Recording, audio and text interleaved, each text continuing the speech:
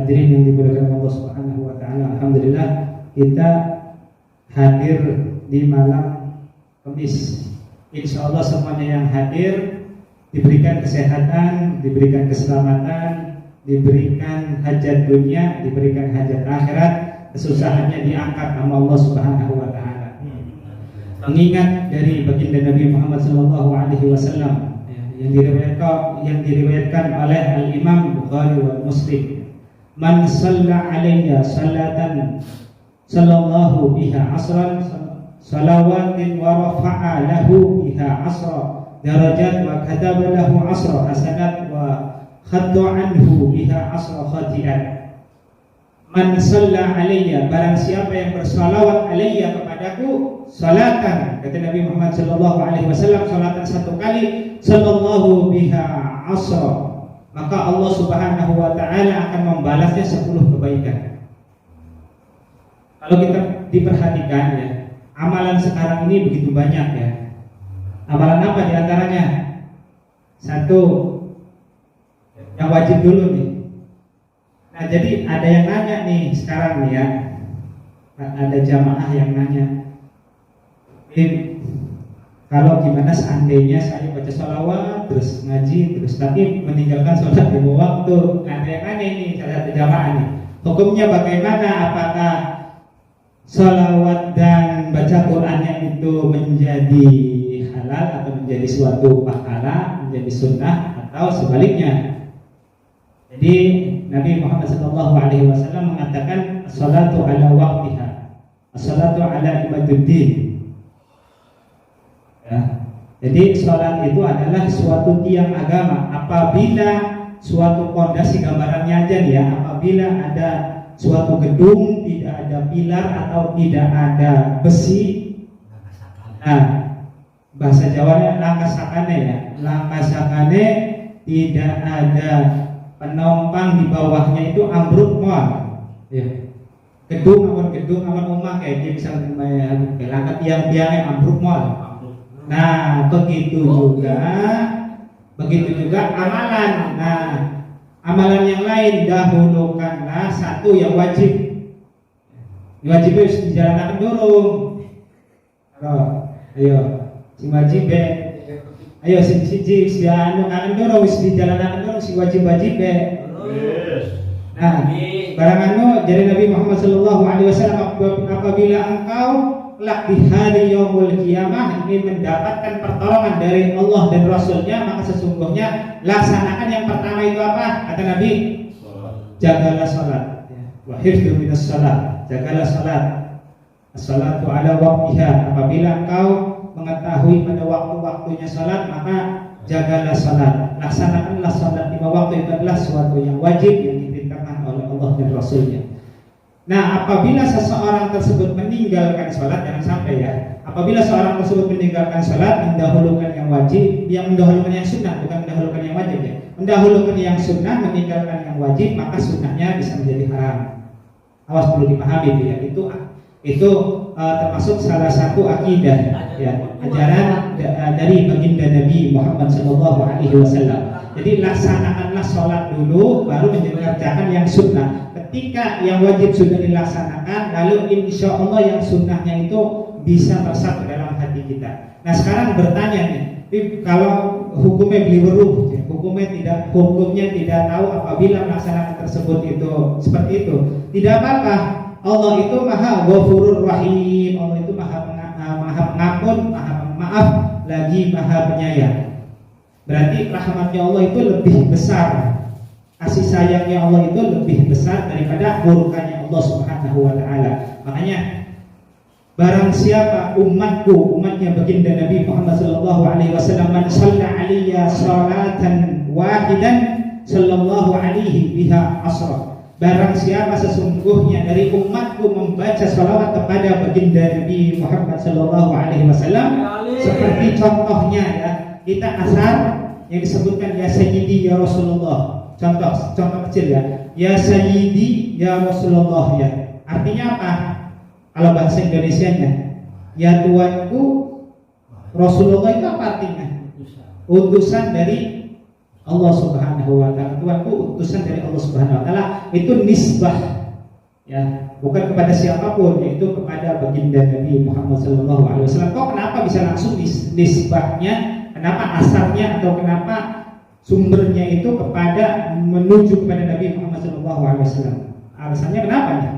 Bisa sampai langsung. Sedangkan nabi yang lain kan banyak ya. Utusan Allah. Utusan Allah siapa? Kok kenapa bisa langsung menyambung kepada Nabi Muhammad sallallahu alaihi wasallam? Karena apa? Karena kita umatnya di zamannya Nabi Muhammad sallallahu alaihi wasallam, sesungguhnya secara otomatis asarnya itu langsung menyambung kepada Nabi Muhammad sallallahu alaihi wasallam. Dan barang siapa sesungguhnya seseorang tersebut membaca ya Sayyidi Rasulullah, insyaallah ya. Apa bahasa Arabnya? Wasi'an minar rizqi lil khati'at. Jadi Allah Subhanahu wa taala akan mengalirkan rezeki yang tidak ada henti-hentinya. Buat siapa? Buat orang-orang yang membaca ya Sayyidi ya Rasulullah, ya Sayyidi ya Rasulullah. Asalkan kuncinya satu, yakin. Awas ya, keyakinan itu penting. Makanya seluruh para a'imah seperti Imam Nawawi, Imam Suyuti, Imam Abu Hanifah, Imam Ahmad bin Hanbal, Imam Rafi'i, termasuk Imam seluruh Imam Syafi'i mengatakan bahwasanya apabila ada hadis-hadis dari Nabi Muhammad SAW pasti diawali innama a'malu binniyat. Sesungguhnya segala sesuatu itu tergantung terhadap niat kita. Apabila niat kita yakin bahwasanya Allah Subhanahu wa taala mengijabah kita, insya Allah pun yakin memberikan suatu anugerah yang besar buat kita. Nah soalnya sekarang ada pertanyaan nih dari jamaah. Jebula saling cilik dibaca ya Sayyidi Rasulullah ya Sayyidi, apa bolehnya terlunta-lunta Pak ya? Berarti sekarang perlu dikoreksi. Berarti anak tidak keyakinan, satu tidak kemantapan, nomor dua tidak istiqomah, dan yang terakhir itu apa? Tidak melakukan sesuatu yang hal-hal yang dilarang Allah Subhanahu wa taala dan yang wajibnya ditinggalkan. Pantes. Arane STMJ. Salat terus maksudnya. Asyhadu an la ilaha illallah wa asyhadu anna Muhammadar Rasulullah. Semoga kita dijauhkan dari hal-hal tersebut.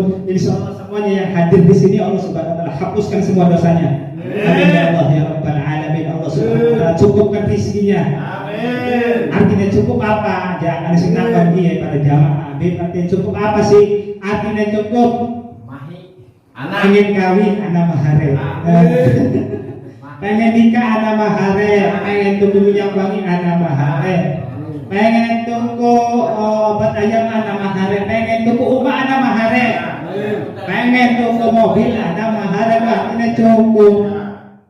Sing penting artinya kuncinya siji ya, awas kuncinya ke siji ya, harus diingat ya. Kuncinya siji awas ya, harus ya ini. Dan harus yakin dan harus sabar. Innallaha ma'as sabirin. Sesungguhnya Allah Subhanahu wa taala bersama orang-orang yang sabar. Anak ya wong ya. Wis tes kawin ya Allah, kula ki tes wis kawin ya 2 tahun 2 tahun tapi beli omah beli apa-apa. Alhamdulillah. Awas ke artinya ini berarti beli sabar, keyakinan kurang, beli sabar. Sadar. Dulu goblok. Sadar.